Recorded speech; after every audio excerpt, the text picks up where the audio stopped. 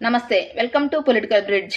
చంద్రబాబు నాయుడు గారు విశాఖపట్నాన్ని ఐటీ హబ్గా మార్చాలనే ఉద్దేశంతో కొన్ని సాఫ్ట్వేర్ కంపెనీలకి తక్కువ ధరకే భూములు కేటాయించారు. టీసీఎస్ కంపెనీకి 99 పైసలకే 21 ఎకరాలు పైగా విశాఖపట్నంలో భూమిని కేటాయించారు. దీనిపై వైసీపీ వారు అభ్యంతరం వ్యక్తం చేస్తున్నారు, విమర్శిస్తున్నారు కూడా.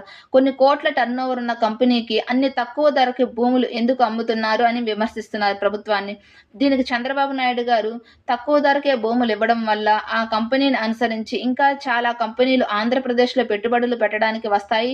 దాని వలన ఉద్యోగాలు కూడా ఇక్కడ యువతకి కల్పించవచ్చు అని అంటున్నారు. అంతేకాకుండా గుజరాత్లో నరేంద్ర మోదీ గారు ముఖ్యమంత్రిగా ఉన్న సమయంలో టాటా మోటార్స్కి 99 పైసలకే భూమిని కేటాయించడం వల్ల అక్కడ ఆటోమొబైల్ ఇండస్ట్రీ డెవలప్ అయింది. అదే విధానాన్ని ఇప్పుడు ఆంధ్రప్రదేశ్లో అమలు చేస్తున్నామని కూడా అంటున్నారు.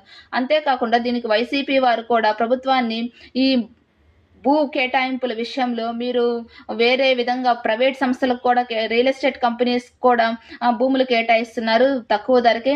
తాజాగా హైకోర్టు ఒక రియల్ ఎస్టేట్ కంపెనీ రహేజా కార్ప్కి ఎందుకు 27 ఎకరాలు కేటాయించాల్సి వచ్చింది 99 పైసలకే? వీరు టెండర్స్కి ఆహ్వానించారా? ఒకవేళ తక్కువ ధరకే భూములు కేటాయించడం వల్ల ఎన్ని కంపెనీలు వచ్చాయి? వస్తే ఒక రహేజా కార్ప్కే ఎందుకు భూములు కేటాయించాల్సి వచ్చిందని ప్రభుత్వాన్ని హైకోర్టు ప్రశ్నించింది. మీరేమంటారు హైకోర్టు చేసిన వ్యాఖ్యలపై? కామెంట్ చేయండి. వీడియో నచ్చితే లైక్ చేయండి, షేర్ చేయండి, సబ్స్క్రైబ్ చేయండి. Thank you.